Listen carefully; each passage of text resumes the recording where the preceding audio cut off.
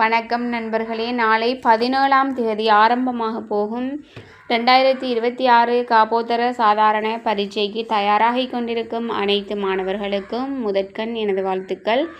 ஆனால் பரீட்சைக்கு போகிறதுக்கு முன்னாடி பரீட்சை ஆணையாளர் நாயகம் இந்திகா குமாரி லியனகி அவர்கள் விடுத்திருக்கிற மிக முக்கியமான எச்சரிக்கைகளை நீங்கள் கட்டாயம் தெரிஞ்சுக்கணும்.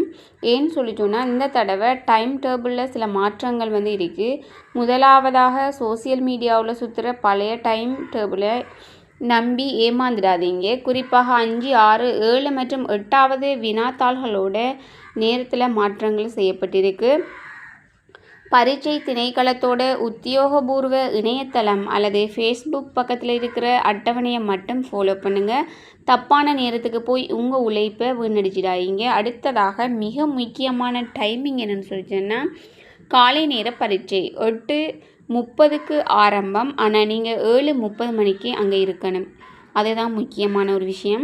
பிற்பகல் நேர பரீட்சை 1:30க்கு ஆரம்பம். ஆனால் நீங்கள் 12:30 மணிக்கே சென்டரில் இருக்கணும். ஒரு மணி நேரத்துக்கு முன்னாடியே போகிறது உங்கள் பதற்றத்தை குறைக்கும். செக்கிங் ப்ராசஸையும் ஈஸியாகும்.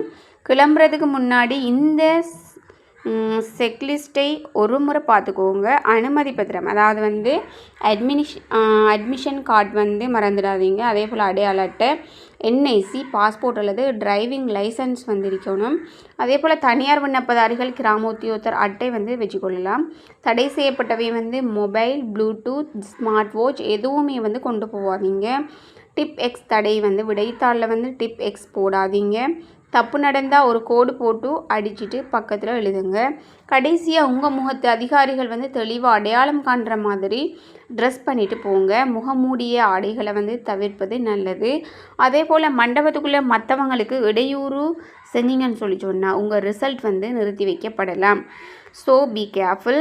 எல்லாரும் நல்லா படிச்சிருப்பீங்கன்னு சொல்லி நான் நம்புகிறேன். இந்த வாரம் உங்கள் முழு கவனத்தையும் உங்களோட இந்த ஓஎல் பரீட்சை மேலே வைங்க. பதற்றப்படாமல் நிதானமாக எழுதுங்க. இந்த தகவலை உங்கள் ஃப்ரெண்ட்ஸுக்கும் மற்ற ஏனையவர்களுக்கும் ஷேர் பண்ணிக்கொள்ளுங்கள். அவங்களும் தெரிஞ்சுக்கட்டும். All the best.